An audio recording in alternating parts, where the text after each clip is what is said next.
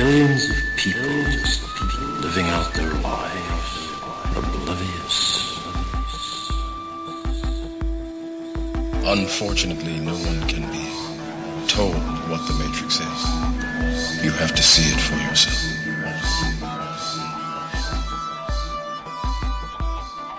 There's something wrong. There's something wrong. You don't know what it is. You don't know what it's there. Like a splinter, driving you mad,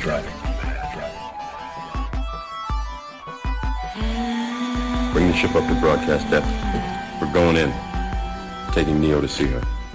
See who? The Oracle. Welcome aboard, everybody. We're happy you could join us for yet another round of what we hope to be insightful discussion. I'm James Sangster, founder of Houston Ghost Research. HGR is a spiritual crisis intervention and paranormal investigation group in Houston. I'm also the author of Help, I'm Haunted, Dealing with Ghosts on Amazon Kindle. We're joined by Keith Davis, our co-host, fellow intellectual, partner in crime, and seeker of truth. This is going to be an interesting show. Akelta Wilde is joining us again for a follow-up discussion on sludge energy and demons. Like most interesting people, Akelta has taken the road less traveled, and for her that certainly made all the difference. She runs a discussion forum named Satan and Sons and has been working with demons and embracing the darker energies her whole life. She enjoys teaching and guiding others who are drawn to walk the dark paths and how to stay balanced and grounded when dealing with dark forces.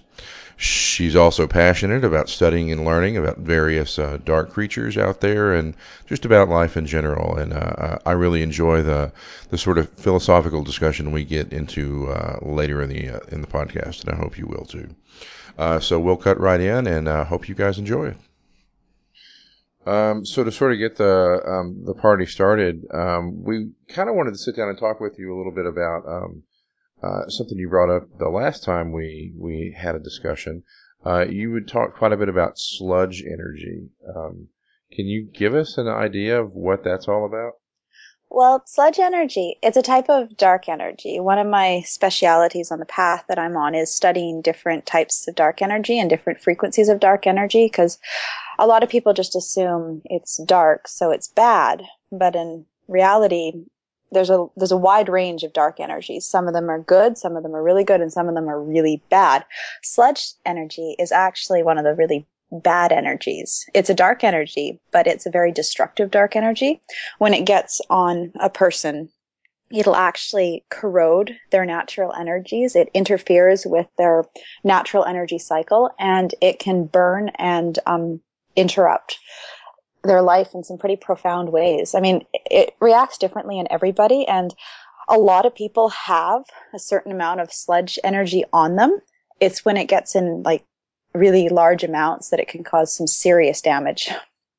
So it's kind of like the worst of the worst, kind of. Well, you don't consider dark energy worse, but or a bad thing in general. It's very predatorial in nature. It's insidious. It's infectious. It's like it once it gets on you, it wants to spread. It wants to corrode. It's kind of like the virus of dark energies. Yeah, it almost sounds a little bit like an energetic cancer. Yeah, that's a really good way to put it, because it does spread really fast and it grows rapidly, and it actually can infect the healthy centers of your aura and gets bigger, and it will influence your own natural energy, like try to make it'll change you so that you do things that attract more sludge darkness. So that's a very, very good example, an energy cancer. Now, this takes away, your own vitality in order to do this, correct? Yes, it does. Some people can actually become obsessed with the sludge lifestyle. Like, I know there's some people that you meet them and they're all about drama. Their life is, in pieces.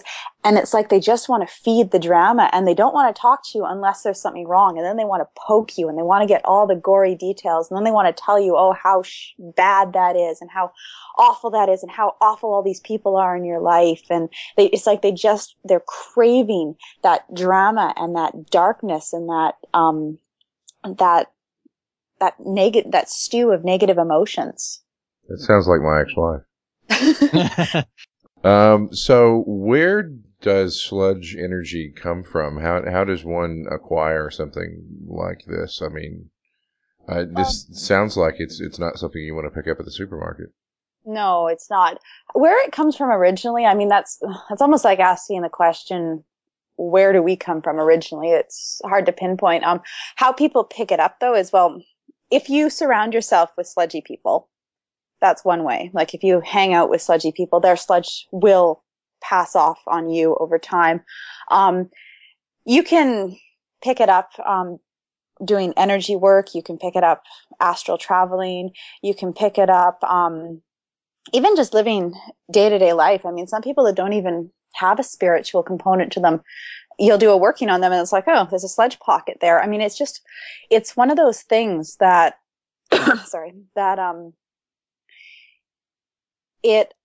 it's in our environment. It's like a toxicity that's in our environment, and running into it, you run the risk of picking it up. So the people you are around is very important in regards to this sludge energy then. Yes. One of the demons I actually work with is always telling me, watch your inner circle, watch who you're surrounding yourself with, watch who you're around. And that's what's tough, like in my life right now, because of the work environment I'm in. Everyone knows that they're going to be laid off soon. And, it's really hard because you just have to separate yourself from that. Yeah, that's work environments. They can be detrimental. Sometimes you'll get in a situation where all your colleagues it's just a sludge pool, and it's just so hard to even get up and go to work every day. But especially if you need your job, it's, what do you do? Yeah, being careful who you allow in your inner circle is always really good advice. I learned that lesson very early on. If somebody's gonna play games or be a drama queen, you just keep them at arm's length. Mm-hmm. Right. I'm just fortunate to have an actual office, so I can just go stay in there unless I absolutely have to go outside, and that helps a lot. Go in, close the door. It's like, everybody stay out. This is my space. So, that's an important way actually to de-sludge if you have to be around people that are sludgy. You just go into your space and you put up your white light or your shields or whatever energies you work with, and you're like, nope, I'm claiming this space and no negative forces can enter. That was going to be my next question. How do you defend against something like that? If you have to be around somebody like that, say in your work environment or your personal life for whatever reason. So just standard shielding methods seem to work? Standard shielding methods seem to work. It depends on the level of sludge. Like a person who's really sludgy, even when you're shielded, you can just it's almost like they'll be pushing on your shields and you can just feel their energy, and it's almost like you're protected, but you feel the pressure of them trying to get in, and it's only a matter of time before the shield breaks down. Sometimes reinforcing the shield, having stronger shields works. There's different energy frequencies that you can use. It depends on the path you're on. The white light shield is pretty universal. It's pretty standard on any path. For those who are on a more nature path, working with like druidic energies, trees, the earth, that can help to de-sludge. Like I know rosemary is a very powerful anti-sludge herb. So taking a rosemary bath cleanse will actually help to de-sludge. Salt water as well is another one that will de-sludge. And when you're on the darker paths, you can actually use your own natural dark energies, which can nullify and neutralize the sludge dark energy. Does aromatherapy, you may have mentioned it, I was trying to listen to all the different examples you were given, but is aromatherapy pretty powerful in that too, or does it depend upon which oils you're using? I'm a firm believer in aromatherapy. I love lavender oil, especially. I love patchouli oil. It's my favorite, but that's more just because I like the smell of it. But lavender, rosemary, sage is another good one. Though for those people on a darker path, some demons don't like sage, so it can be. I've heard good things of lavender, and I do have some rose too. Rose is good. Rose is a really beautiful scent, and rose also is very it fills the room full of vitality. It makes you feel very full of life, and it kind of breathes that life into you, which sludge energy kind of makes you feel dead and sludgy and just depressed and down, whereas a rose energy, it makes you feel vital and alive and happy. I see. So why do demons not like sage? It's not all of them. Some of them do, some of them don't. It depends on the demon. I find that the ones that are the darker demons, they don't like sage at all, whereas some of the ones that are more, they're kind of, we'll call them nicer demons. They're like lighter demons. They don't mind it. It has something to do with the energy. It just doesn't conflict. It just doesn't work with their energy very well. But I found another cleansing agent, Palo Santo, most demons like. So I tend to use that one instead of sage. So yeah, it sounds like most of the standard cleansing and grounding elements that are used in the New Age community are pretty effective at ridding themselves of sludge energy. What about the entities that are associated with this type of energy? There are entities out there that are actually, they are basically sludge. They're very dark. They're very sinister. One of the things on my path that I do is I study different types of dark entities, which is why I break up different types of demons, different types of dark creatures. And also I can label the dangerous creatures. And a lot of the times what people will call demons are not. They're actually these sludge entities that are incredibly insidious. They're incredibly aggressive, and they want to get on people because our energy is like a source of food. Like, a lot of people ask me, well, why would a demon possess someone? And I sit there and I'm like, well, they really wouldn't. They've got better things to do with their time. But why would a sludge entity possess somebody? Well, because they want to eat them, because we are their food source. So they want to get into us. So they'll get into us in whatever way they can. Some of them are really intelligent. Some of them will actually, they'll create these worlds for us. They'll create these thoughts, and they'll pretend to be working with us and giving us what we want. But really all it is doing is it's just allowing them to get close enough to us so that they can grab onto us and start sinking their energy into us so they can start eating us. Is there any way to tell for sure that that's what you have going on versus something else? When it comes to possession? Sludge. Let's talk. Say sludge energy in specific. Like, how do you know it's that and not just that you've been tired or that you are in a funk or have something wrong with your body physically? Is there some telltale signs that you'll know for sure that's what it is? It usually is. It's progressive. Like, it gets worse over time, and it also doesn't go away. Oh, so this is long lasting then. Yeah. Everybody has funks. Everybody gets down. Everybody has their days where they're just like, oh, you know what? I just want to stay in bed and I just want to relax, and everybody can go away. We all have our days. It's when it becomes chronic that the problems arise. It's when it's every day. It's every moment of every day. You don't get any rest. Basically you're just suffering from it on a daily basis, and you don't know what's going on. You're just in pain. And another good sign is when the medical community can't find any answers, or when nobody seems to believe that you actually have a problem. Like, they'll be like, oh, you're just sad, you're just down, oh, just get over it. And it's like, okay, well, no, there's something really energetically wrong with me. It's like an energy parasite, basically. Yeah, it is. And it's basically, some of those energy parasites, they can actually pretend to be your friend. Like, I mean, it's scary when you get people that are so attached to their parasite, they just don't want to let it go. It's like they would rather die than give up their connection with that entity. Yeah, to cite an example, Akelta actually consulted on a case that we had a month or so ago. It was up in her neck of the woods, and it looks like it was that type of demonic entity. And the family had been trying to figure out by going to various doctors and therapists what was going on with their son, and he was just going downhill fast, and we could not figure out for the life of us what was going on. And we even had a hard time figuring out what was going on. We couldn't lock on to the entity like we normally would. In just about every other case that I've handled, we've been able to at least identify where the entity is and, the nature of the entity. But we knew there was something going on this from a spiritual level, but we couldn't really pinpoint what was going on. And it was one of these invasive little critters that seemed to be the root of the problem. Yeah, I remember that one was especially bad because it had actually gone into his auric field and was actually inside the energetic components of the mind and the spinal cord, which can also be incredibly dangerous with removal, because right there you've got this energy that's influencing them on a physical level. So you have to be careful how you remove it, because if you remove it in the wrong way, or if you just try to cleanse it, you can actually take out a part of the person with you. Yeah, that was really my chief concern in that situation, was how deeply attached this thing had become to this kid, and that he was having really, really serious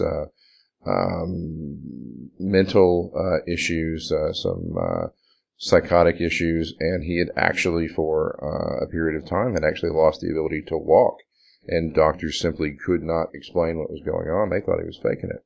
Yeah, when it gets to that level of invasiveness, there's some serious attachment. There's some deep levels. Like I remember when we were removing it, it was really lodged into his brain. Like it was actually connected to layers of the spinal cord, and I could see why he was having trouble walking, because it was just so embedded in his nervous system. It was one of the most intense ones I've had to remove. James, was this the one I saw the before and after pictures of, or is this a completely different case? Yeah, it was the same Okay, case. yeah. Good. How long had he been affected by that entity? Well, we think the entity had actually been there for since they moved into the house 5 or 6 years ago, at least 5 or 6 years ago. But it had only really come to a serious head in the last 6 months or so. And did he have any problems letting go of it, like you were just talking about some people do? He wasn't really emotionally attached to it, other than the fact. Have that. Yeah, other than the fact that it was appearing to him as something it was not. It was trying to convince him that it was okay, and he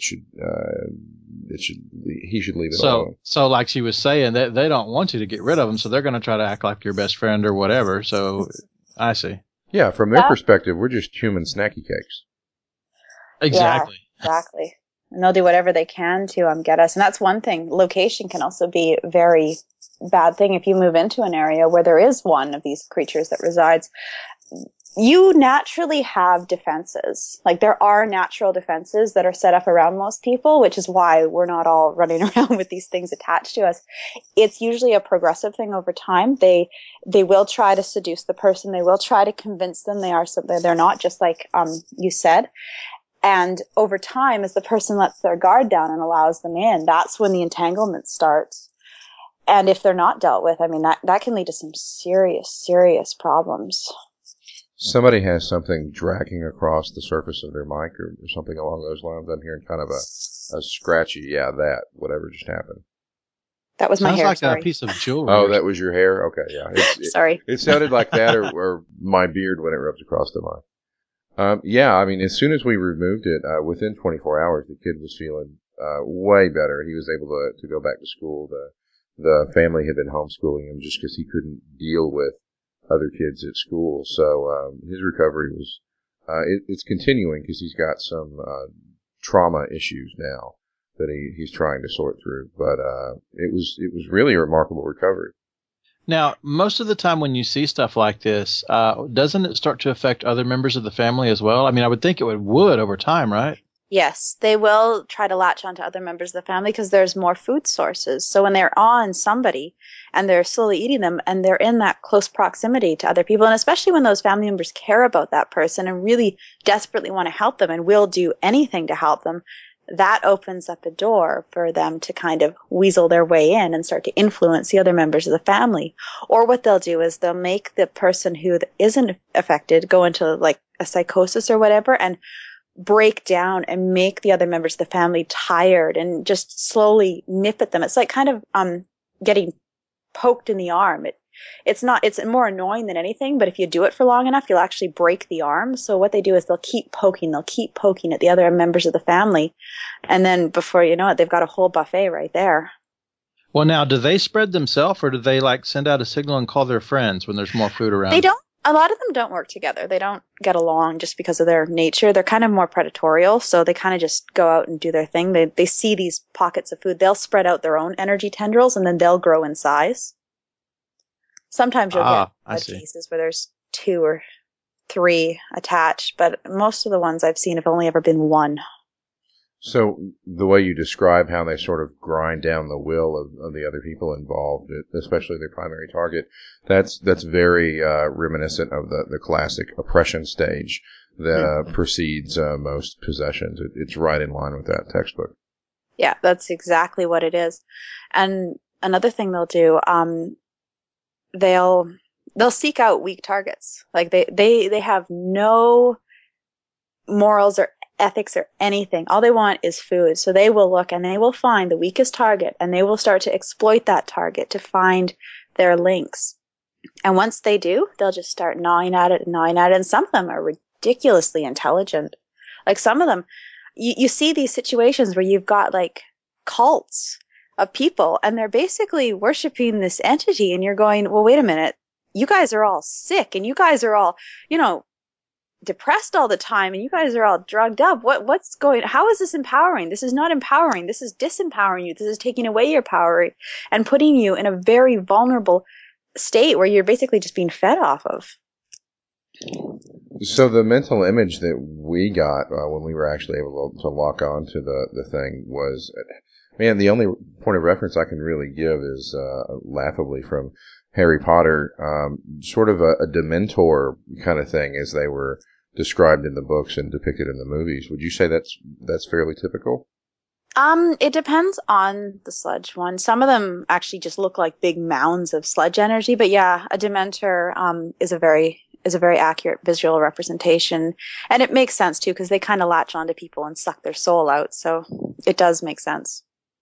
Where would you say they come from if you're not around other people that are sludgy and you're doing basically, the right thing in your life? Where would you say they come from initially? Because, I mean, they have to come from somewhere initially, right? Environment. I mean, it could be as simple as, a bunch of girls get together on a Sunday night and start playing around with a Ouija board. I see. Okay. I mean, I use a Ouija board myself, but when I use it, I'm warding the area. I'm shielding the area. I actually have specifications in those shields over what specific entities can come through and what energy frequencies can come through. And basically when you use one just openly, you're opening yourself up. You're opening up a portal to the spiritual world. And if you open up the portal and there's a sludge creature passing through and he gets curious and comes up, he might latch onto you. So there's a difference between use and responsible use. That's the key there. Yes, and it's very important to be responsible when using these things. Is there a scenario in which this type of entity or energy can be used productively? I've never really seen one. It's more like we're prey and they're predators. They consume us, they eat us. I mean, if you wanted to curse someone and send one of them after your enemy, that would be, I guess, productive. Well, aren't they basically just pockets of negative energy? Unless they have a consciousness, then they have thoughts, and some of them have really intelligent thoughts, like how they seduce people, how they manipulate people. They will, like, some of them will actually convince you.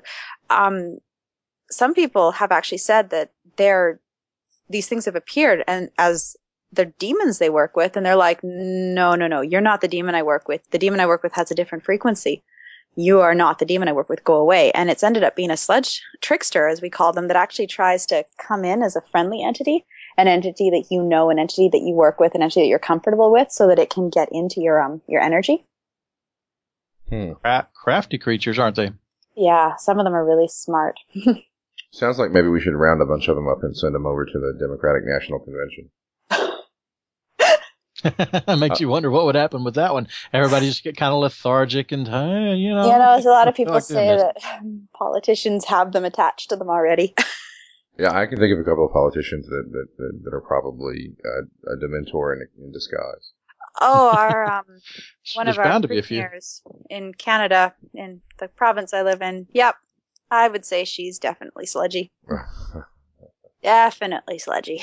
Well, I'll be honest. Just from hearing this, I think there's times in my life where possibly this was going on. Maybe not to a large degree, but I went through a very long period of time in my life where I was depressed for a long period of time, and the doctors really didn't see anything wrong with me. And it's possible it could have been something like this. I really don't know. That's the thing. A lot of people you could just get sludge from daily life, from interacting with people, even environment. If you cross kind of an area where something has happened or there's a sludge creature that kind of inhabits. I know a lot of buildings that were once institutions that housed mentally ill patients are notorious for housing sludge entities. They run rampant on the mental wards. because there's just so many people there that they can feed off of, and people are in such a weak and vulnerable state that they like to get in there and just make it a buffet, a Vegas buffet. Yeah, I've never had a name for them, but I've seen that many, many times, especially in, I used to be a prison guard in another life. Prison. And yeah, there was always something really nasty deep down in the pits with, the worst of the worst. I was uncomfortable even going down there for extended periods of time. Those guys are the big ones. They're the most dangerous ones. There's little ones that run around, but when you get a big one like that, they can really wreak havoc on you. Like, they can really start tormenting people. And even normal people that just pass by, they can sense them. And those things can just it's like they kind of can just graze you and leave little sludge pockets on you that try to get in. And that's why when you walk a spiritual path, they say you have to cleanse daily. You should be cleansing daily. You should be cleansing your aura. You should be getting healings done because, I mean, these things happen. It's just like wear and tear on a car. You've got to maintain your energy field, and you've got to maintain the healthy energies, or these ones get in. Like taking a spiritual shower, I guess. Oh, yeah. Yeah, some of the guys in like the Super Seg and the worst of the worst of the worst, and I worked on a really maximum security farm. Some of those guys were more animal and than human. You know, you look into their eyes and it's not a fellow human being staring back at you. That's another sign right there, that animalistic side. These creatures are very predatorial, which is that animalistic, that aggression, that I'm going to rip your head off if you get too close to me, and if you come near me, I'm going to rip your heart out and eat it kind of thing. That's a sign of them being there, because they get that way. I mean, that's how badly they want our energy. They'll rip at us, they'll tear at us, they'll do anything to get in our energy, and it doesn't matter. There's no ethics, there's no morals. It's just, you're my prey, I'm going to mess you up.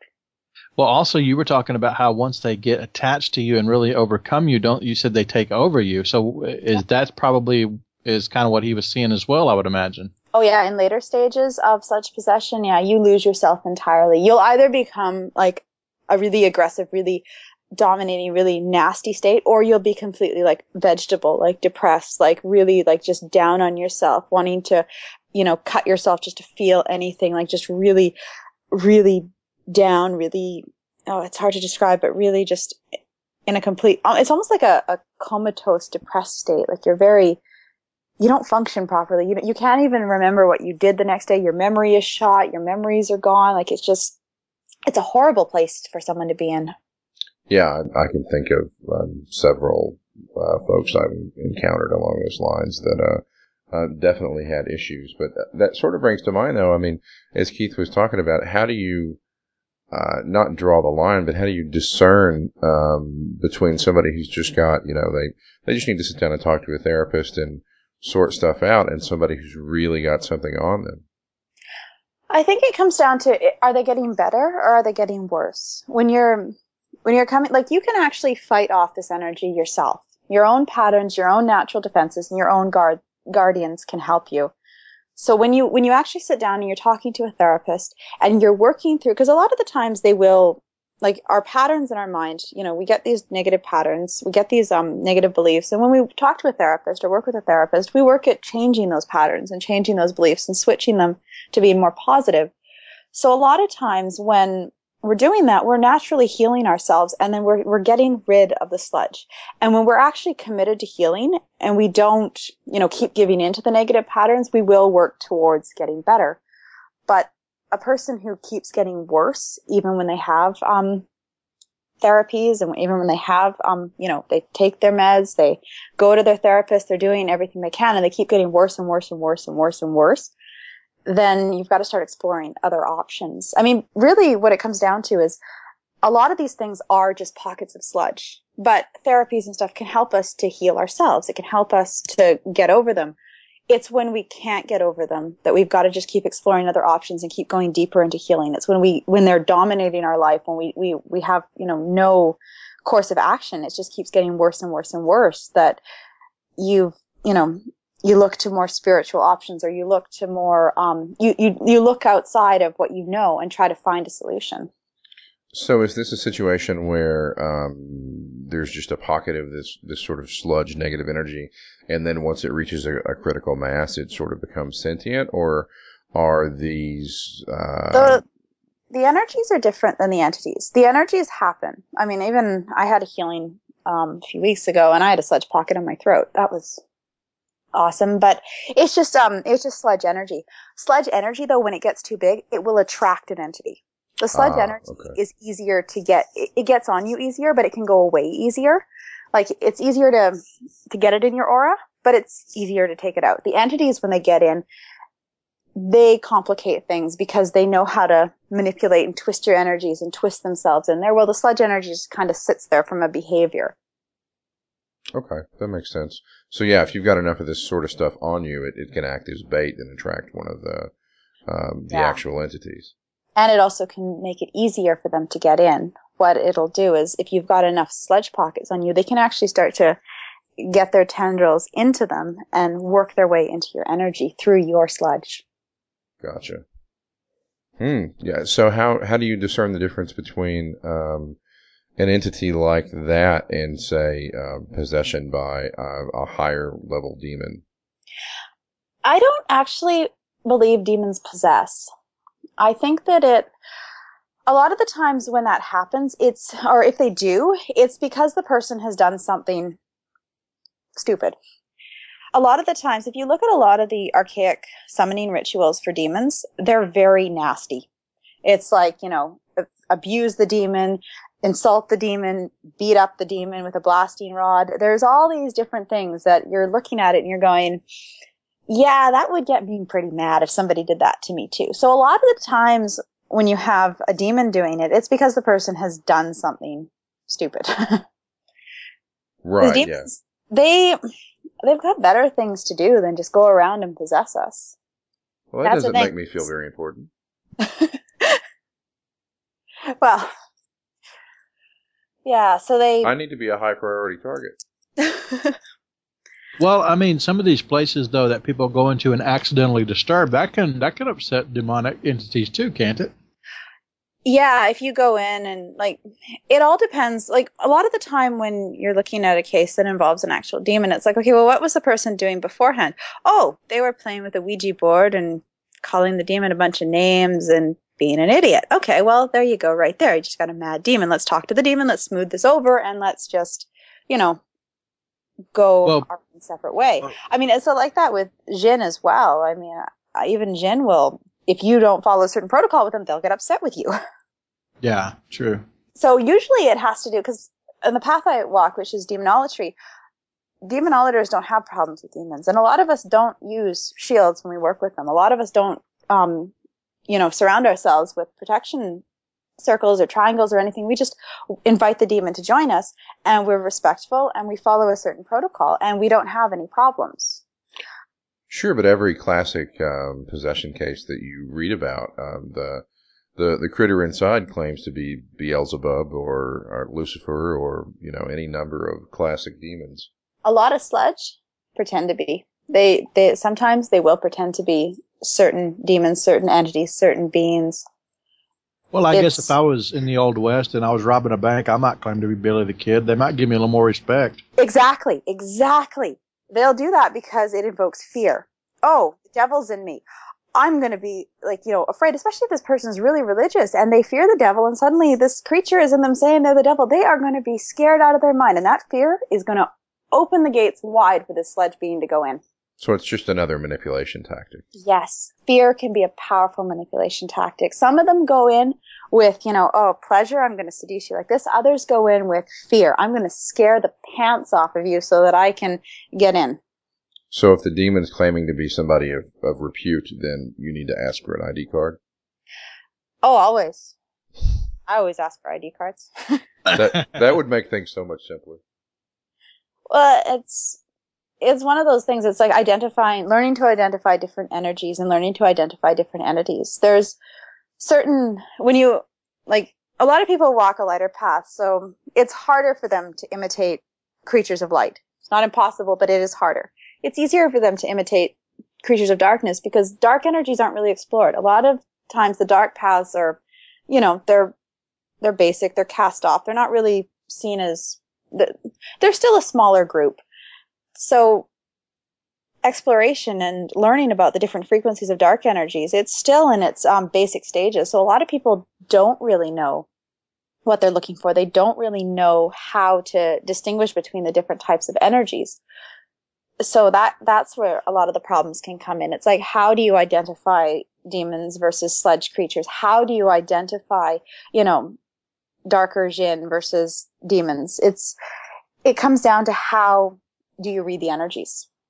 Is there a particular description or visualization that comes to mind with just standard dark energy versus this acidic sort of sludge energy? I can tell you how I see it. Demonic dark energy, which is the dark energy the demons have, which I started breaking up the different types of energies when I first started studying this path. Demonic dark energy is the demon one. Sludge darkness is this corrosive one.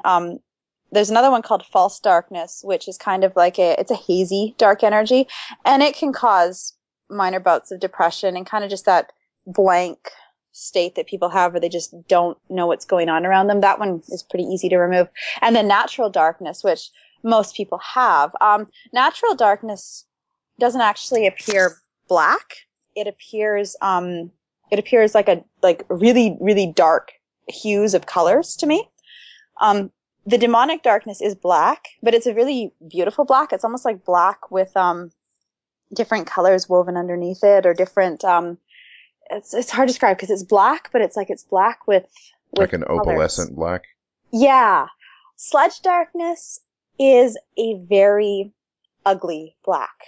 Like it's ugly. It burns when you touch it. It makes my stomach curdle. Like my stomach just, when I come in contact with sludge, like a sludge entity or like too much sludge darkness, my stomach just gets in massive knots.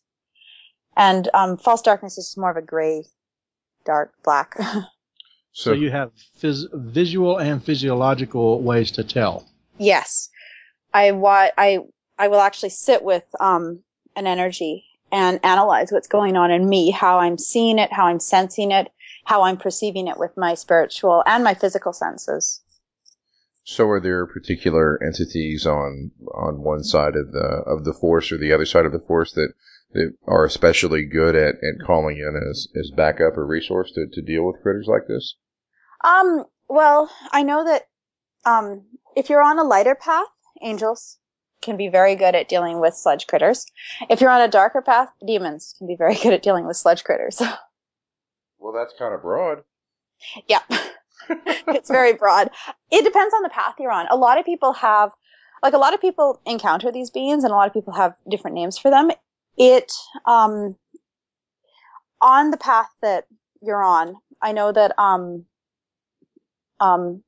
in the demonic spectrum of things, I will work with Lucifer, Azazel, Marbus, Varine, and Ufir to deal with healing and cleanup with them. On the lighter side of the spectrum, I know that Raphael can help with sludge cleanup, and Michael can help with sludge just obliterating them. Is Marduk anywhere in that lineup? How does he stack up in the situation? Marduk, Sumerian entity. He's a Sumerian god. Just a second. He haven't really worked with him, but yeah, anyone who you work with who you feel comfortable is as a protector can assist with dealing with sludge. Obviously, some can assist better than others, and working with them, you might be able to be guided to other beings who can help you more. It depends. I'm trying to figure out how to ask this, and I almost brought it up in the last time we talked.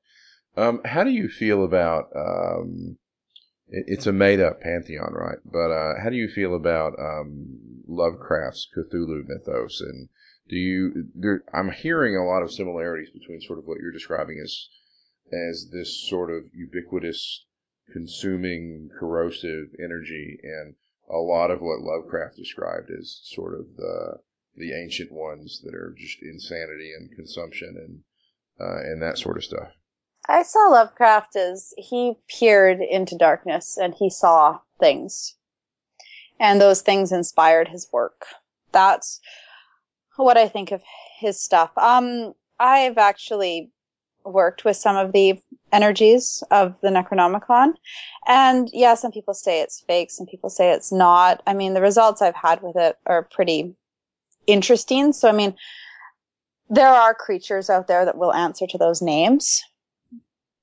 But those are different creatures than the sludge entities. This is where it gets interesting. The sludge entities do have a particular frequency. These ones, yes, some of them could probably be seen as incredibly dark demons. Not all the demons of the Goetian. A lot of the main demon lords they're pretty nice in comparison. There are demons out there that are very dark and very aggressive. They don't usually come up here unless really invited and really poked and prodded. But there are demons out there that are incredibly dark. And I mean, Lovecraft's demons, I would say those ones fall into those categories of exceptionally dark demons that just kind of stew and dwell in the bowels of some nameless void and like to cause havoc and mayhem. Yeah, I'm really not a big fan of Lovecraft stuff, but I'm relatively familiar with the Pantheon, so I just saw a lot of similarities between what you're describing and what he described. It almost kind of seems like, as you said, he stared into the darkness, and maybe part of the darkness stared back into him. And it did, and I really think, like, I honestly believe that he got insight into certain realms of dark insanity. Like, he actually was able to peer into these realms that most people probably shouldn't be peering into, and gained insight into the creatures that are in there, into the darkness that hides. And in his stories, I really like Lovecraft. I have a lot of his books. He always talks about this sleeping creature that's hidden away, it's tucked away and it's sleeping.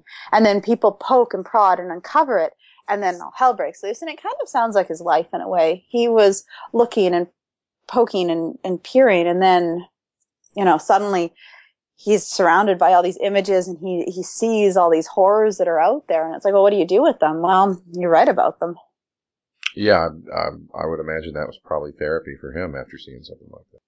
And I mean, he put it into story form, but at one point, where does your story come from? Where does your inspiration, where does it come from? Where are you learning these names? What, are you just pulling them out of your head, or are you pulling them out of some archaic text in a tomb somewhere in the middle of nowhere in, the astral realm? Like, where did he get all that inspiration from? That's kind of where I'm like, okay, where did all this stuff come from?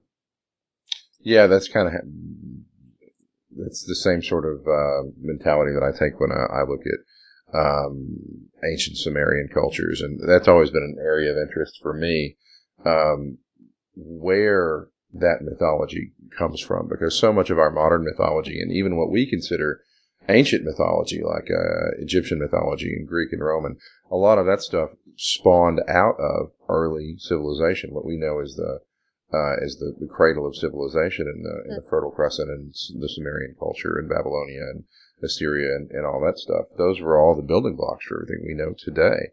Mm-hmm. Oh, the Egyptians were incredibly advanced. I was reading up on some of their practices, and when you look at it from a more spiritual perspective, some people say that they had over 360 senses. We have like 5, maybe 6. Well, so there was a huge spiritual component to their culture that, right. Yeah, we don't have anymore. I've been thinking a lot about that lately, and what he said about what we have left of these cultures that we know were here before us. It looks to me like we had an entire culture that just kind of died out, for lack of a better term, and then started over. And, we advanced in a lot of ways, maybe technology-wise, but we haven't advanced spiritually near as much as some of the people that have left behind remnants, obviously, just from some of the writings that they have in their caves. They're still finding these writings that have stuff that's just, they can't even explain what it is yet. Well, they have found hieroglyphics that depict flying machines. They've found batteries. I mean, they've found technology that it's like these people shouldn't have this. If you look at like forbidden archaeology books and those things, it's like they're uncovering things. Exactly. That how do these people have the technology? Shouldn't even see them. For? Yeah, you go digging in the ancient Vedic texts from India, and they talk about literal descriptions of, and not as in not metaphorical, literal descriptions of flying machines and people coming from the heavens and stuff like that, and that's all mimicked in ancient Sumerian and Assyrian history, at least what we can decode of it. I often wonder how much we have clear lines in our society today between what is spiritual versus what is technology, right? What if it's all just technology? What if what we know as spirit today is just a colloquialism for our time, that it's just technology? Well, what is technology is being able to harness and understand the components of the natural world. There you go. Yeah. And I mean, spirituality, basically it's spiritual until we figure it out. Then it becomes science. My side of the argument, I'm going to say they're one and the same. I don't think there's any difference in them whatsoever. That would make sense for what the ancient cultures believed as well. And it's almost like how you described that they were so advanced, and then it's almost like somebody just flipped a switch, and it's like everybody just spiritually died. Right. And then now we're built back up. Well, a lot of the old cultures, even in Greece and Rome, they talked about hearing these booming voices, logos from the sky, and they talk about it in a literal sense, not a metaphorical sense. And we don't see any real accounts of that anymore. It's almost like that voice went silent. When you were like the invocation rituals that a lot of us do on the left-hand path, working with demons. When you actually get to a point where you can physically summon them, you can hear them. You can hear them physically. A friend of mine, his grandmother was into it, and she summoned them. And his dad, you have to get him drunk to say this, but his dad will actually say, yeah, we heard voices coming from Grandma's special room. Wow. And there was nobody in there but her. Right. And we heard masculine voices coming from her room. And he won't actually talk about this unless he's drunk.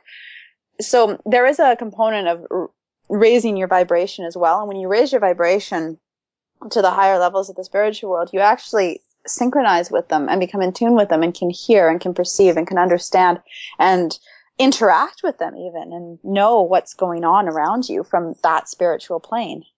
Right. And you can also, there are ways to help them to come down into this vibration and communicate with you. So it almost seems like back in that day, there was a higher spiritual vibration component of all of humanity. And that higher vibrational component allowed them to interact and to hear and to perceive what was going on. So it's like, instead of just one person being able to do it, it's like almost like a global thing. Like all the people had that ability. We were just naturally, spiritually evolved. Right. And I think, too, people lived in smaller concentration of groups, 50, 60, 100, 200 people, whereas now we're in towns that are spread out. We don't have a lot to do with each other as in comparison to how it used to be. We've never been more connected, but we've never been more alone. Right.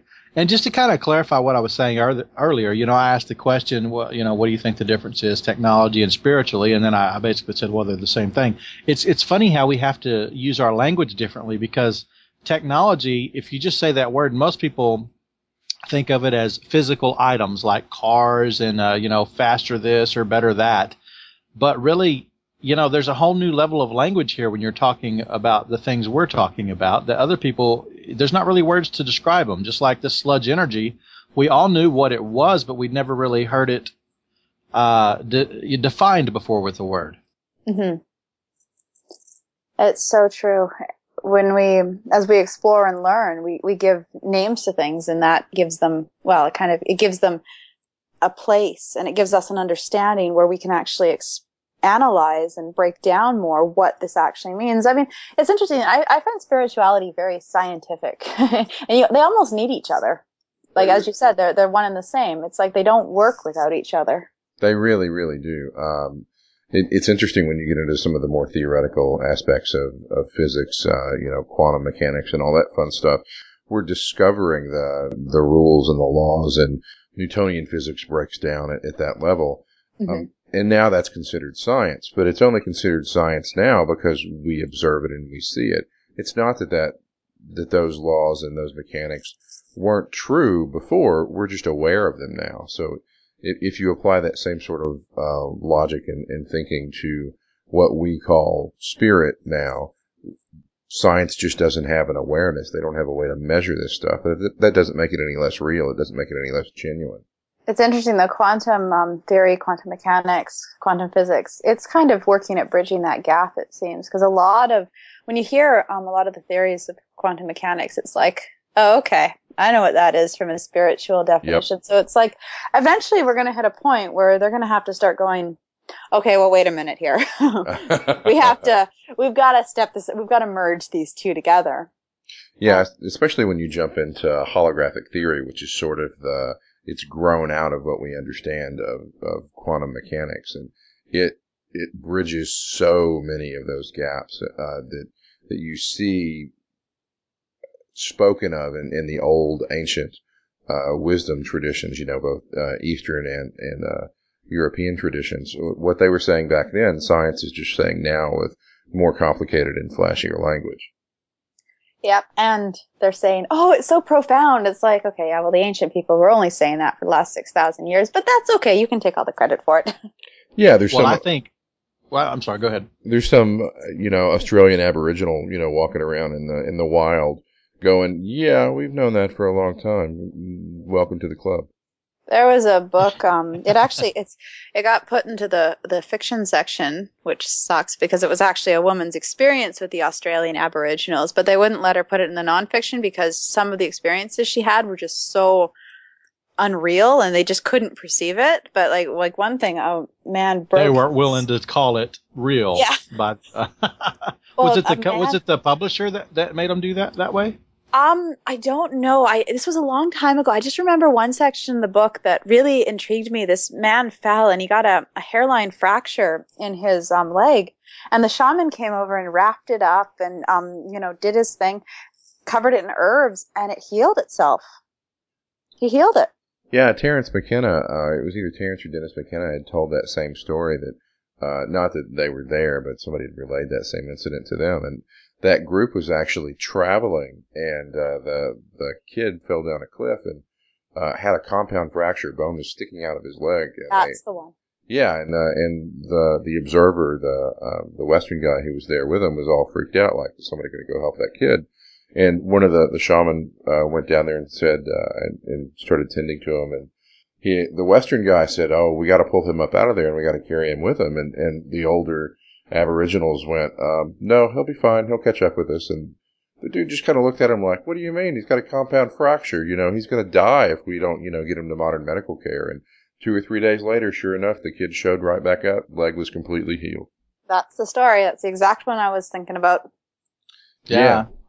That's awesome. I hadn't heard that before. Yeah, and they think it's because the Aboriginals don't have the modern concept of what it takes to heal that stuff, right? They just look at it. Their perception is different than our perception. And they have different beliefs about it. Just like the guys sitting there saying there's no way he'll die. They don't have that belief. They don't have that perception. So it's not that reality for them.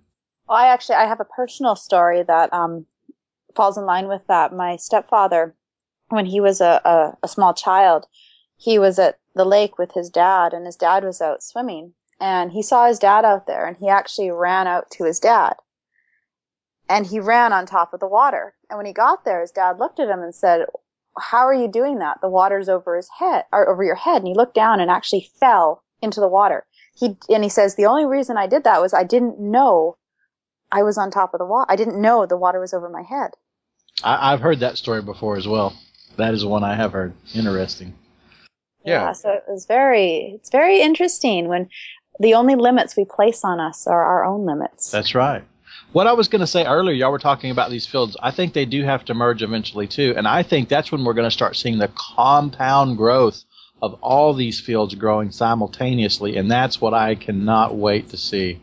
Once those two do merge and all these philosophies start realizing how much they have in common with each other, that's when we're going to see some powerful spiritual growth. Oh, there is something that's coming. There's going to be a massive shift soon. Even I was talking to my quantum energy healer about it the other day, and he was saying that as well, that there's going to be a massive awakening soon. I believe it started already because I'm starting to feel signs of it around. Yeah. Yeah, it started. Definitely. When other people, like all the people that are asleep, are going to start to notice it as well.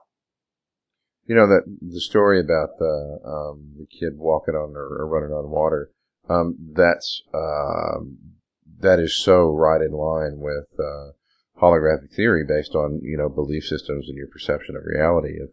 And it would go something along the lines of, if you don't believe or realize that you're walking on water and you think for some reason you're walking on land or solid structure or whatever, you'll just keep running. And it's your expectations and your belief system that you're going to fall that make you fall, because the world as we understand it is just an interpretation, a projected illusion of the data stream of a higher level of reality. And the rules only apply as you believe they apply. Yeah, we've accepted those rules as long as they're working for us. The societal means that govern and control our life, which is funny because that on the left-hand path, that's what we seek to strip ourselves of, to remove all those societal means and enter into a state where we are back at our source. We're back at our alignment. We're not governed or restrained or constricted by the patterns and the blocks around us. Yeah, there's so much programming, so many belief systems that are imposed by, your family or society or expectations of you, and being able to shed yourself of that is sort of the ultimate freedom, and make up your own mind and form your own opinions without allowing the programming from outside to come inside. That is breaking the chains. Mm-hmm. James, it's funny, when you look at the past, you look at how societies were and how they've kind of all evolved together and how they were all the same, and it's like that energy was that society and everybody conformed in that energy. And now, everybody conforms in this energy, and in the present, in the future, people will conform to that energy. It's interesting to look at to wonder, if you took a baby from the past and put it in the future, what would happen? Would they just adapt to society now, or would they still have some of those programmings of the past? I think that would be an interestingly confused baby, at least for a little while. But I'm trying to remember, James, did you read the book by Ray Kurzweil, The Singularity is Near, or are we just aware of that book? I was thinking somebody in our group might have read it. No, I haven't read it, no. Okay. Well, in that book, I haven't read it, but I know about it, and he talks about, he predicts about the technology like computers, genetics, nanotechnology, that kind of thing, artificial intelligence growing, and he said that will lead to a spiritual growth. And he's talking about in the book, I forget the exact year, but somewhere in the neighborhood of the mid-2000s, like 2045, 2050, something like that. He said we'll get to a point where progress is so rapid that it outstrips humans' ability to comprehend it. So I just thought that was interesting. That's what he's predicting will happen. That's a fascinating thought. Where does Skynet fit into that? Yeah, exactly. Cartman's Trapper Keeper. Cartman's Trapper Keeper will probably hold enough computing power to hold every known written book in existence by then. I think I've got a flash drive that'll do that now. Wouldn't surprise me. Oh, I read another interesting thing this week. They said back in the 1950s, the government had computers equivalent to 300 megahertz computers. Now, you realize that's 30 years before we had those available to the consumer. So I don't even want to think of the computing power that they have available to them now. That is just, think of the astronomical growth we've had since then. That's just mind-boggling alone. I think it's approaching what he's talking about, outstrips humans' ability to comprehend it. Yeah, Yeah. Yeah, it could very well be. They've definitely got stuff that they're not hiding, that they're not revealing to us. It just makes you wonder, is it only a 30-year gap now, or is it like a 300-year gap? Like, what do they have? Exactly. Did it accelerate? But I remember the 333 megahertz processors, and that was like, what, in the early 90s, wouldn't you say, James? Somewhere around in there? Yeah. And they had that technology in the 50s. So, it's pretty cool. That's awesome. So, to sort of bring us back full circle to our original discussion, what advice would you give to somebody that feels like they're struggling with maybe not an entity, but they've got some sludge energy in their life? What steps should they take, and what can they do to alleviate that situation? Cleanses. Basically cleansing your energy, shielding your energy. Like a colon enema, or like a coffee enema? There Or are something? many different ways. Some people might say yes. There are many different ways to cleanse. Some people find, having, like, taking rosemary from the garden and just soaking it in a bath and having a rosemary bath is very good for cleansing of sludge. Other people use crystals like quartz or bloodstone, and they basically can, use the energy of those crystals to purify and cleanse their aura. Other people, shielding and working with energies. So actually doing the spiritual exercises of putting up an energy shield, of shielding yourself, of keeping your space clean of sludge. Another one is going to an energy healer. If you go to an energy healer, they usually can do a good job of helping to remove blocks in the aura, helping to smooth things out, and helping to just kind of give everything a fresh start. Burning different things like sage or Palo Santo are both good for cleansing. There's so many different ways you can cleanse. I mean, every single spiritual practice on the planet has a way to cleanse.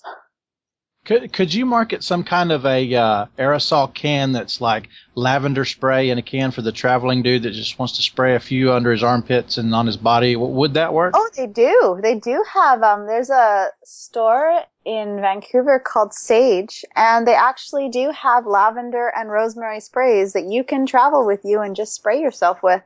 Wow, and I was trying to make a joke, and they really do have that. That's awesome.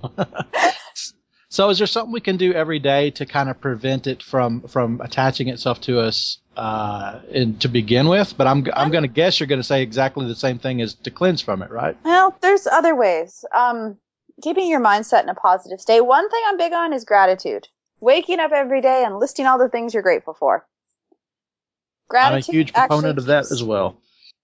When you're feeling grateful, when you're coming from that place, you are in a very positive mindset. And that will really help to keep sludge energy away. That's good advice, no matter what you're doing. You should always be grateful for what you've got, and thankful you don't have worse. Exactly, because that's the thing. Everybody has stuff to be grateful for. Well, it's like the whole Pollyanna thing. They tried to stump Pollyanna with that, and it didn't work. Exactly. Well, there's kids who don't have anything, who play with, stones every day, and they're grateful. They can find thousands of things to be grateful for. Their life, that they eat, that they have their family, that they have a roof over their head, that they're alive. I mean, little things go a long way when you're grateful. I mean, it doesn't have to be anything major. I've honestly heard from reporters, like from Vice TV. I'm sorry, I didn't mean to cut you off there. From Vice TV, they say people that have the least seem to be the most grateful. It's because they can see all the value and all the beautiful things they have. They don't get stressed out about, not having things. They look deeper for the things they do have. And I mean, even, it doesn't matter what level you're at. If you're a billionaire, you've got things to be grateful for. If you're a millionaire, you have things to be grateful for. If you're a thousandaire, you have things to be grateful for. If you're in poverty, you have things to be grateful for. It's not a matter of where you are. The importance is, what are you grateful for? And when you come from that place of just being grateful and living in, I've got an abundance of good things around me, you can't really beat that. Absolutely. I had this old kind of motivational teacher guy I used to listen to. He has since passed away, but his name was Zig Ziglar. And he said, live your life in an attitude of gratitude. Yes, very wise words. Oh, another way to keep the sludge away. And this is one thing our society struggles with right now. A lot of people lack self-love. They don't love themselves. We are so hard on ourselves. We are so critical of ourselves. We are so abusive with ourselves. We are our own worst critics, when really we should be our biggest supporters. It's like society has this ingrained message that it's bad for us to feel good about ourselves. Yeah, I would definitely agree with that. And there's a difference between that and self-aggrandizing ego, right? Exactly. There's a huge difference. There is, when you're a person who's ego-filled, that'll attract sludge. A person who just is in self-love, they'll just radiate this beautiful glow to them, and they're just comfortable in their skin. They are just proud of what they do, and they want to share that with others. It's not an egocentrical, I'm better than you thing. It's just this is me. This is who I am. And, and let's all, I love myself, and I have no shames about that. Yeah, just being comfortable in your own skin, confident in you and your abilities and where you are, and being cool with that, and finding balance. There's definitely something to be said for that, and that can certainly be termed as self-love, without a doubt. Yes. Well, and I was going to say this earlier, and I know you walk the left-handed path, as you call it, so I'm really ignorant of some of the terminology and things, so when I say this, I hope it's not said in a way that would offend you. But I know in the Bible it says God is love. And we were talking about earlier how the sludge energy and stuff, they use fear to get to you. Well, if God is love, would that not mean Satan is fear? Would you say that's a fair statement or no? Satan is dark love. That's how I see it. Satan I don't see as... Satan is another side of divinity. If you look at God as divinity, there are many paths to divinity. Satan, from our perspective, the demonolatry perspective, is basically that dark source, that dark divine. He is a form of love from a darker spectrum. The energies of light and dark, I was having this conversation. Well, I'm sorry. Let me ask it another way that maybe is less confusing. If God is love and the opposite of love is fear, who would you say fear's, father is? Keith, it's not really like that. Think of it more along the lines of electrical polarity, right? So if what the Christian terms as a positive polarity, the darker, the left-handed side would be negative polarity, right? But it's the same force. It's the same electricity, just reversed. Okay, I got you. It's like magnets. Yes. I get you. Okay, that clears it up very well. Yeah, it's basically just what path you take to find your source, to find that inner divinity, to raise yourself above the lower vibrations. So both sides can be utilized to your advantage, is what you're saying. It's just a matter of learning how to use both sides properly. Or which one you're drawn to. Or one side or the other. There's nothing wrong with people who are drawn to the left-hand path, and there's nothing wrong with people who are drawn to the right-hand path. It's basically what your energy vibrates at. Some people just are naturally drawn to the darker energies because that's kind of where their source is. That's where their energies lie. Whereas other people like the light. That makes total sense. And I know this question is for another podcast, but I have to ask it. Do you know of anyone who uses both paths to their advantage, or both sides to their advantage? There are people that walk a middle path. They do walk on both sides of the path, and they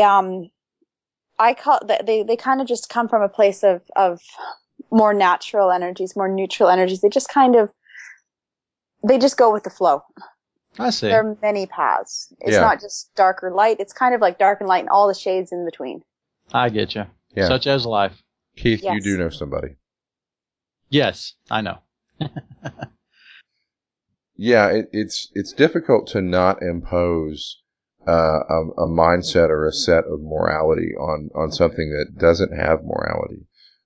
Energy in and of itself doesn't have morality. Morality is, or the Christian faith anyway, has imposed a set of moralities upon energy, but that's not in and of itself It's not indicative of energy, right? We're seeing remnants of me being brought up in a Pentecostal church, and I have these beliefs I'm having that some of them I'm just now coming to terms with and didn't know I had. So yeah, so that's good. We're correcting them along the way. So my aunt is a Pentecostal preacher, so I can completely relate, and I would never have these conversations with her. You're much more open-minded than she is. Well, I started my own journey a long time ago, and I was raised, like I said, in Pentecostal churches. Both of my parents were preachers' children. So it was a very unique environment. But the cool thing about my parents is they always told me to question everything and form my own opinions of things and let things be proven to me in my own way. And so that's what I've been doing. And a lot of people that grow up in that environment don't ever question their beliefs. But I question everything. That's awesome. That's the important thing, I think. It's not, which path is right and which path is wrong. It's, are you given the freedom to question and explore which path is right for you? In a lot of ways, the left-handed path is actually sort of considered the freedom or the libertarian path. That's the way a lot of left-handers look at it, because they encourage questioning and exploration and non-judgment and that sort of thing. I always said Mammon is a libertarian. He's one of the demons I work with. Wouldn't you say there's a lot less people on the left-handed path, though, in comparison to the light path, or whatever you want to call the antithesis of that? The thing is, are there a lot of people that are not on the left-hand path, or are there a lot of people that just say they're not on the left-hand path? Well, a lot of people that are consciously following the left-handed path. Well, there's still a lot of debate going on as to what the left-hand path versus the right-hand path is. I mean, it's, I've got my definition, which I said in the last interview, but it's, a lot of people see it differently. And there's a lot of misconceptions out there, because a lot of people, the left-hand path, they kind of use it as like it's a rebellion against society. And it's like, okay, well, no, it's in the really South. She's following the devil. Yeah, exactly. And it's like, or people will take on that path and they'll be like, oh, I have to be this antisocial, aggressive, church burning person. And it's like, okay, well, I don't really condone that, because you're making us all look bad, but it's just lack of education. It sounds like lack of education, lack of balance too. I mean, it's not a path where you have to be this ridiculously evil person. It's about self-empowerment. It's about, okay, you know what? I'm not gonna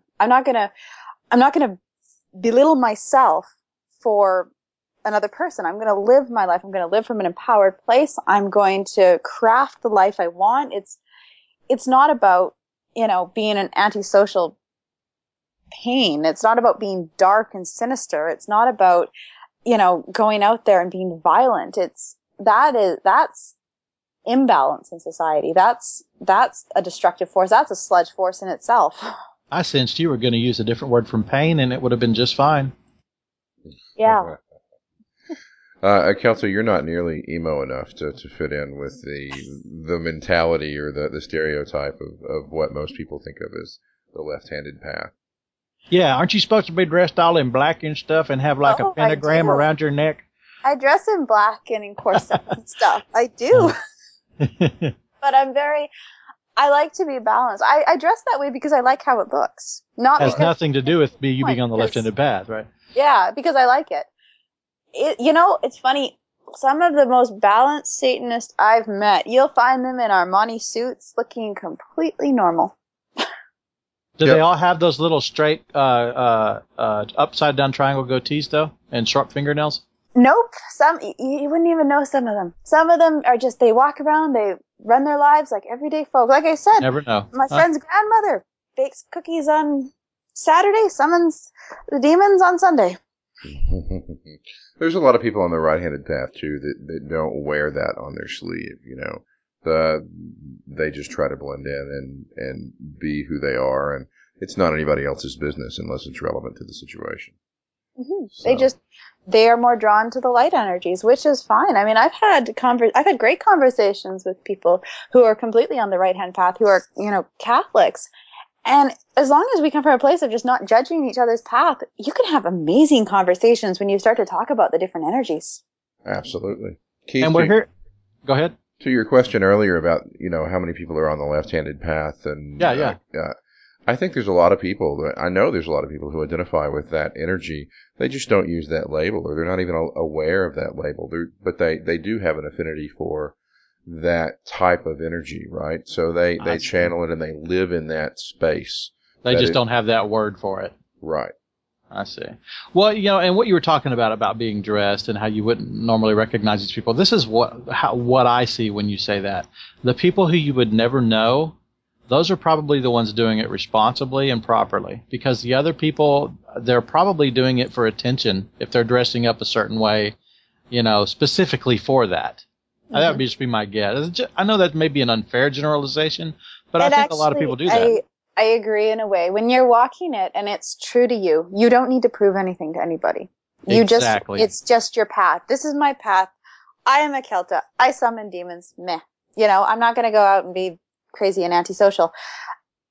When you are coming from that place of, I've got to prove I'm dark and sinister, it's almost like, what are you trying to prove? Are you trying to prove you're on this path? Are you trying to prove something? Like, why not just use it, like walk this path and be empowered by it? Why do you have to do anything? Well, I think a lot of people around in our area, they do it specifically for attention, though. They seek out something like that so they can, and they know that there's a lot of people that identify with it. Like James said, they don't have the name Left-Handed Path, but it's the same basic lifestyle they live. But that comes with a lot of social acceptance, too, where they otherwise wouldn't have that. Well, those people don't have that capacity. They haven't developed that capacity for self-love. They're still trying to prove to themselves and people around them who and what they think they are, because they're validating themselves based on the opinions of other people. That's why they're acting that out, right? That's a very good point. You're right. It's like they need somebody else to tell them, oh, yeah, you're a dark devil worshiper. Exactly. Right. And it's like, well, no, just claim that. Say, you know what? Yes, I am a dark demon worshiper. That is what I am. But I think you're right. That probably does stem from lack of self-love. Yes, right. And lack of confidence, and also feeling like they need to be accepted from all the people around them, which, ironically, when it's like they need to be accepted as dark and sinister, but they want to still be accepted. So it's weird when you talk to people like that. It's like they say certain things because they're either trying to get a rise out of you or they're trying to prove something about themselves. And when you actually start, getting them to open up, it's like, okay, well, you're coming from a place of pain and just wanting to be accepted and wanting to be your voice to be heard. Yeah, it's like a paradox for them. Yeah.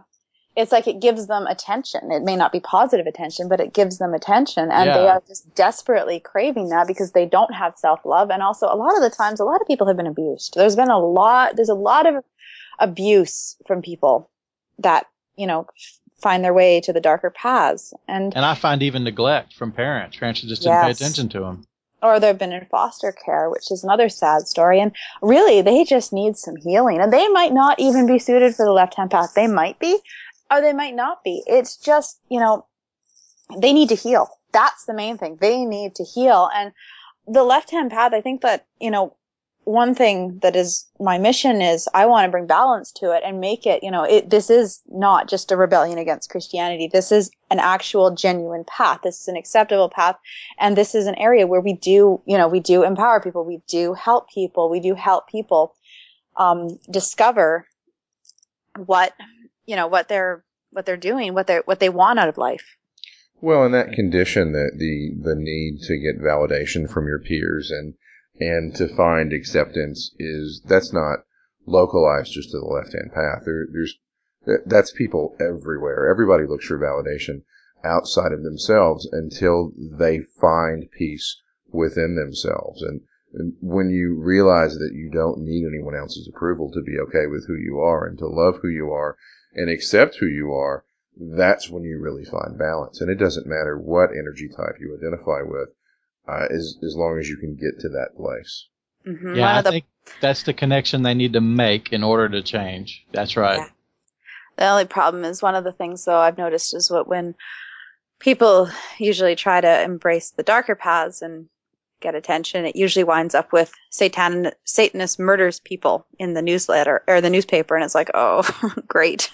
Yeah, that's exactly the kind of publicity you need, right? Yeah, that's not really what I'm going for. Right. Well, go ahead. I'm sorry. We all kind of just facepalm, and it's like, oh, why? Right. Yeah, on the other side of the equation, the worst thing that usually happens in most situations in, a Christian congregation who's gone bad is, somebody makes a macaroni pie and they talk about you behind your back. That's usually that's the worst case scenario. Or they join a cult and take all their members to the middle of the forest and tell all the women that they're all married. Or worse yet, they go to a seminar or a group and their pictures taken and video taken of them, and then a week later they go do something really stupid and murder some people, and then they get linked to that group. Now, there's something real that went on in the news like this recently, and I didn't use the exact story because I don't want to talk about it, but that happens a lot. Well, you can always cite Jim Jones, right? And exactly. The infamous Kool-Aid, and that was all done in the name of love and light. Yep. Absolutely. That's probably the biggest, best, and worst example all tied into one. Yeah, I think both sides have our people that we kind of just go, oh, why are you doing that? Just like you said, the palm to head. Oh, please. Please don't do exactly. that. Well, one last question I think we didn't ever get to on the list when we were talking about removing sludge from your life and things like that. What kind of patterns can a person start making in their life in order to either nullify sludge or keep it out of their life altogether and to bring in positive energy? You're talking what about should we do behavioral daily? patterns, right? Like Exactly. What can you do? Behavior patterns or physical or exact things to do. Like I always in the morning, I do exactly what you're talking about. I'm grateful. I think of the things specifically I'm grateful for. Is there anything I can incorporate while I'm doing that will keep this sludge off of me, or is that alone going to do it? There's lots of things you can do. I mean, a house that is more organized and not cluttered and full of, junk and garbage, obviously, keeping your space clean is a good one. Having an organized, clean space. So, I mean, like a lot of houses you see on hoarders, they are like just sludge pools, like cesspools of sludge. It's funny you should say that. That's something the process of doing right now is decluttering my home here. So, yeah, I can see that. The gratitude ritual in the morning, like you said, meditation. I mean, having a daily routine as well are important. Like something you do daily that just brings in the positive energy and just makes you feel good. You can spray the walls down with the lavender or the sage spray. There's so many things. I mean, even just opening the windows and getting fresh air. Like, have you ever been in a house that it's just, or like the hospitals that the windows can't open? Oh, yeah. And it's just like this, the air is stale and the energy is just horrible. And it's like you would do anything just to be able to open that window. And then you open the window and then all the fresh air comes in and it feels so nice. Fresh air is beautiful. I'm thinking maybe this is one of them too, but would you say a shower? You know how amazing it feels after you take a shower? Yep. Water, cleansing, baths, showers, it's all good for helping to just anything you do to just freshen up and just wash the energies of the last day off and just starting the day off fresh. Quick tip for our listeners, get a shower filter. You don't want to have all of the crap they put in the water system on your body and soaking into your skin. Also, it's good just to wet your body down, turn off the water, soap down, rinse off if you don't have a filter. Just wanted to throw that out there because I realize how important it is. I've got a shower filter, and we've got relatively good water up here, so yeah, definitely. Well, I don't. Maybe that's what's wrong with me. There's a lot of interesting things that wind up in the water. And oh, sorry. Yes, sir. Was that bear? You can go ahead. Oh, it's good to just have that freshness, have that cleanness. Well, I believe I am going to get me some lavender because I don't have any of that. I have the kind that you burn, which I can do that for now. But I would like to give some. That works really well too. It seems to go really fast around here, though. So I think I'm going to give me some lavender oil and use that aromatherapy that way. What you can do with the lavender oil is if you have like a spray bottle, you can just do a couple drops of lavender in the spray bottle and fill it up with purified water, and then you've got this nice spray that you can spray everywhere.